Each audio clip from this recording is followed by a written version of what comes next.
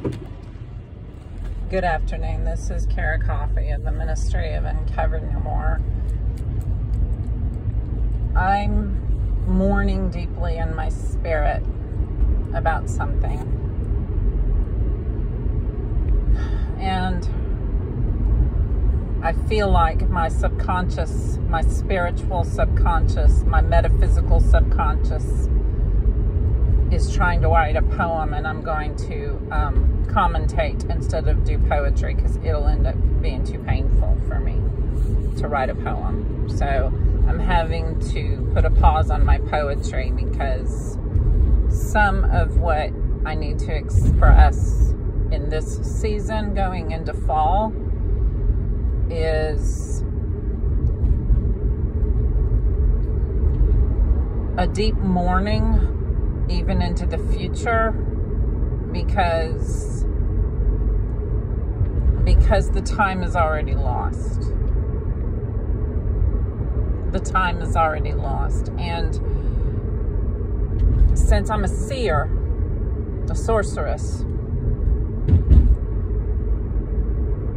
when I say the time is already lost, you have to understand I'm looking across eternity at a snapshot of time, anytime.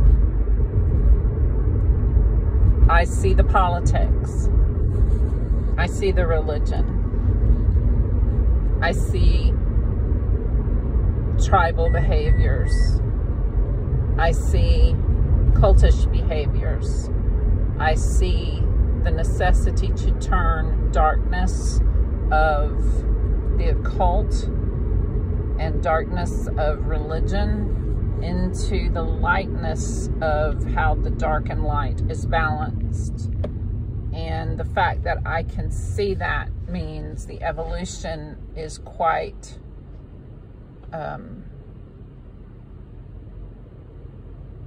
far advanced for some of us.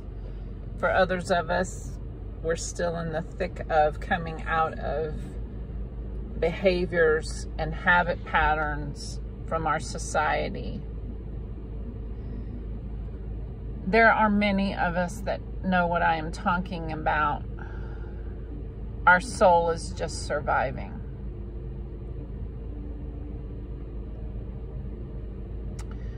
And I don't know how many of us know what I know and sense and have my whole life since about age 10. And that is the human has changed very rapidly with the onset of information technology. I began to watch it happen more after my first 3 children were born. So that's 1990, 1993, and 1994. So I was too busy in a very quote-unquote secure world that is not secure, it's controlled. And it's cultish, which is the Protestant world. And much of the time, when someone is walking out of hard set patterns of living that brought comfort, that brought fun, that brought everything as long as you were good,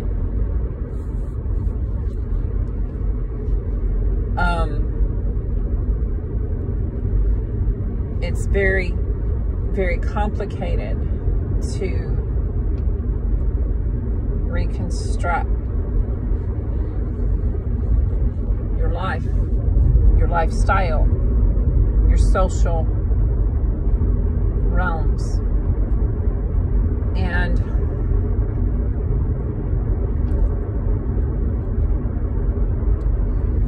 most people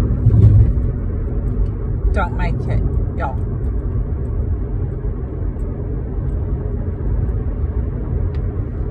Most people don't make it.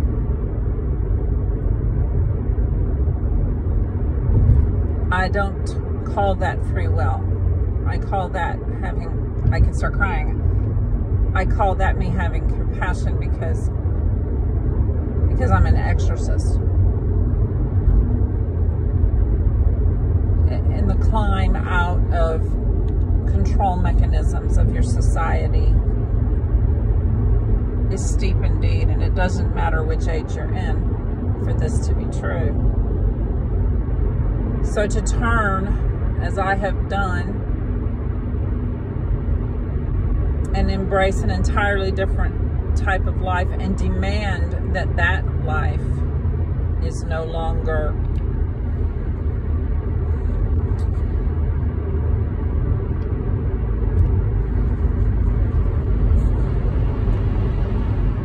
wicked, takes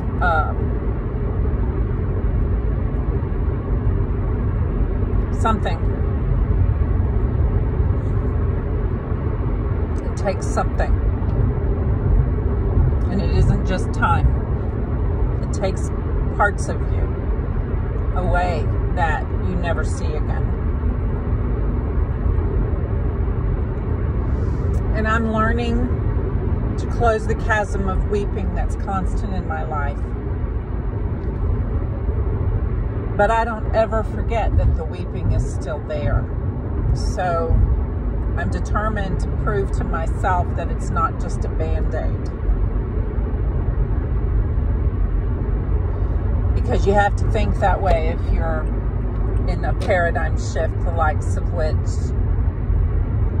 just about only you understand.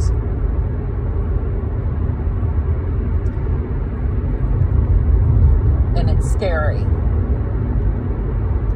Yet I'm going to be the 10-year-old little girl on the porch on Crestview Drive in Garland, Texas.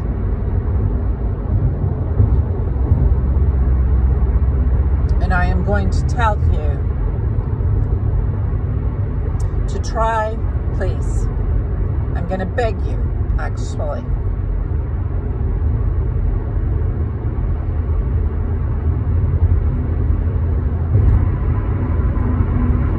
Just a minute, I'm having to close the door and keep it shut.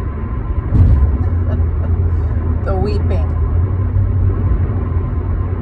I'm back at about the time of Enoch. And so we have to close the door and keep it shut. The weeping.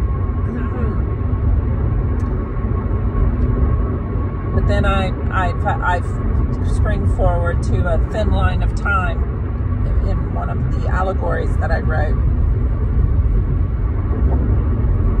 where the Apostle John and I just sit on the line of time, and I just put my head on his shoulder because damn, I'm tired. And I wrote that in 2010, and it's 2024, and some things just don't stop, do they? But time doesn't stop either. And so forming it around a new life and not turning bitter towards what it took to get you here is a full-time job. Metaphysically, subconsciously, it has to be brought into the conscious nature of you and me. And the way I did that is through art work and writing poetry. And I still write poetry. My current book is a pink zippered case. I have paused spontaneously breaking out into poetry as I read other poets. It's like I can't do it. And I think it's because part of my poetry side is locked away in the chasm of tears. And it's like I'm terrified of feeling pain again. And poetry is pain sometimes. Poetry, writing it is pain. It is your pain coming out like painting on a big canvas, and I can tell I've got a canvas. I'm going to have to do another canvas. I had to throw one away I'm going to have to go back to my basics of a big canvas because I can't. I've lost part of my poetry side. And that's okay, because I'm finally learning to get it back. Now try not to cry for yourself here, because I believe that you're a poet. I believe that you can paint. I believe that you can draw. I believe that you can do these things. But when you have a life in the information technology world, and that's pretty much your life, and watching a lot of TV and listening to a lot of music, which I've had to do. I've had to keep earphones in to just keep my mind focused. I've had to learn. But today I have had some practice in sitting like in a coffee shop, and I could read and focus on mine without earphones in some of the time. So I'm doing what I can do, and I suggest that, but that's not the point of this video. I'm warming up to it. All of this matters. All of this matters. And I want you to be able to make the same choices I'm making. But yours are going to look different. Maybe you need to journal and you've never done that before. Maybe you can't draw letters and numbers because you're dysgraphic, but you can type and print it out and save it so you can remember how you feel. Maybe you need to just do what I do, which is doodle and doodle and doodle, and then some words will come out. Maybe you need to just think of 3 words that rhyme and write them or type them in groups and get your poetry vibe going. Maybe.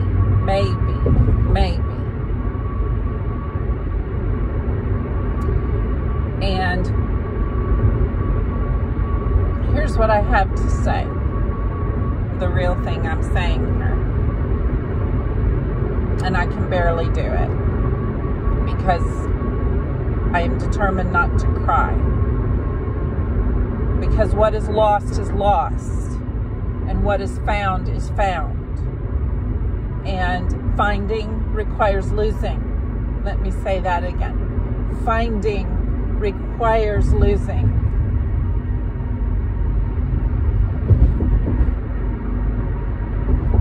That's just the truth. Finding requires losing. Finding requires losing. Success requires failure. But some of us don't even have failure because we don't operate in the world of success and failure.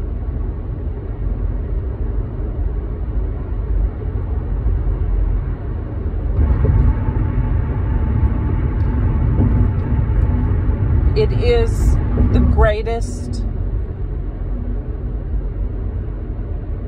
disease.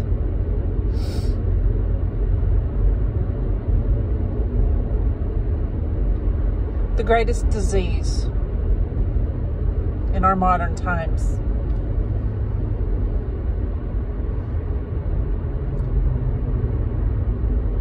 Is information technology stealing boredom of the child, whatever age, all the way up to your death, who finds time to doodle, to draw, to paint, to skip down the sidewalk, for crying out loud,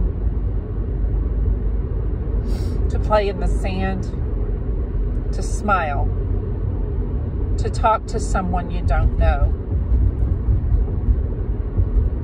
that I don't know, to care, to actually remember how to care in that moment. All of that time is gone. All of that time is gone. And how I remember it is reading books. And right now I'm reading the secret garden.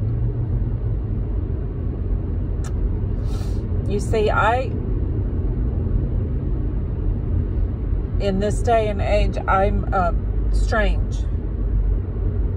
And I've always been strange because I can't do information technology without damaging myself. And I don't know anybody else like me. I really don't. I'm sorry. I just don't. Now, I'm sure they're out there. We just don't know that we really have no ability to make room in our soul for it.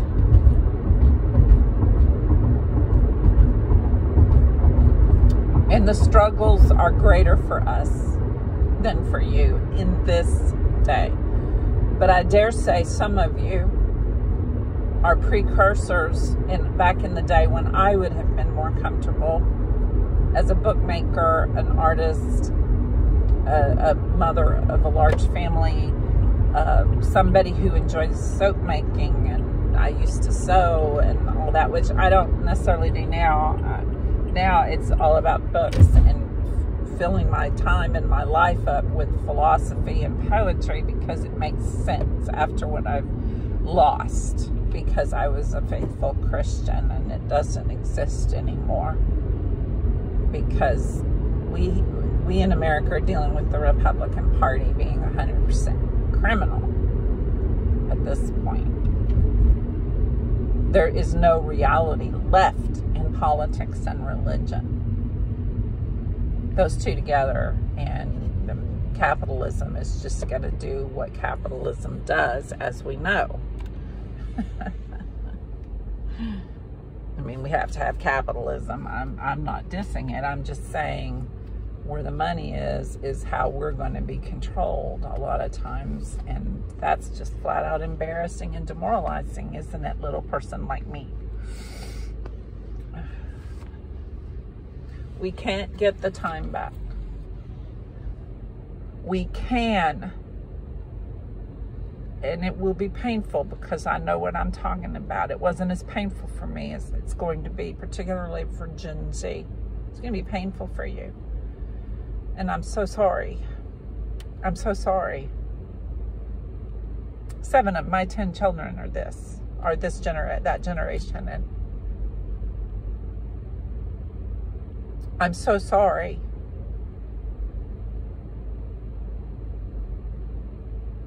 But I'm going to beg you right here to recreate yourself and cut back. Recreate yourself for the sake of my grandchildren.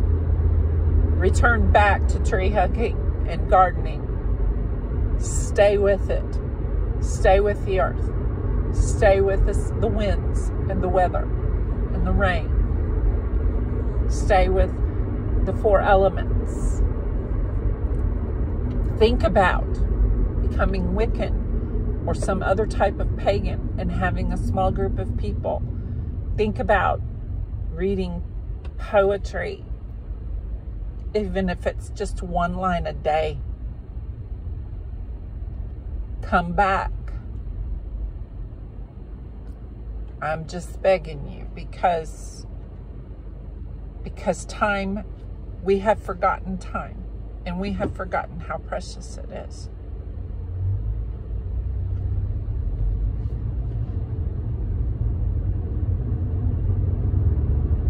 For a relationship.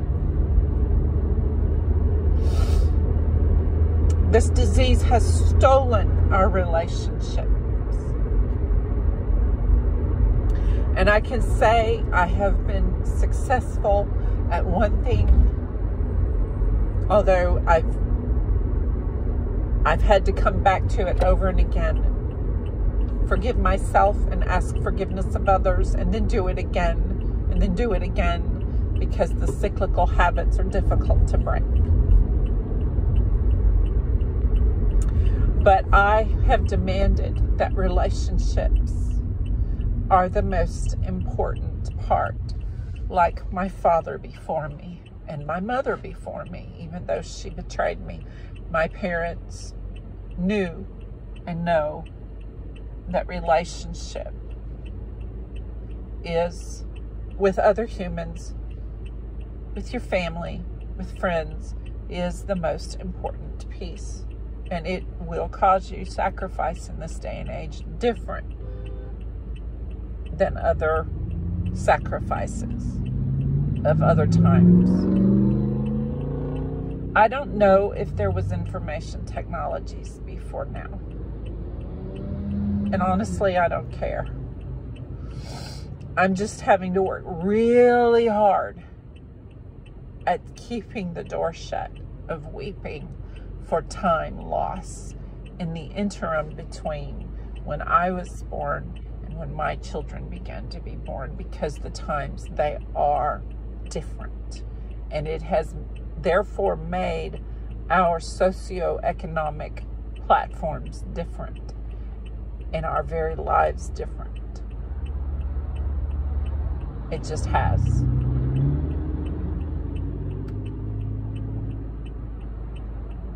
And so I'm asking you to turn back time, but not all of it, just some of it. Don't lose yourself anymore.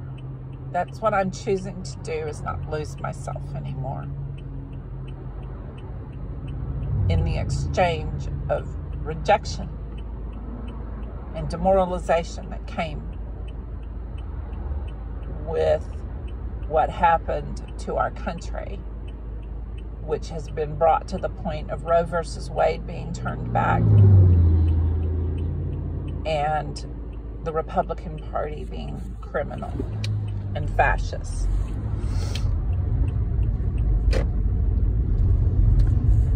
This is Kara Coffee of the Ministry of Uncovered No More.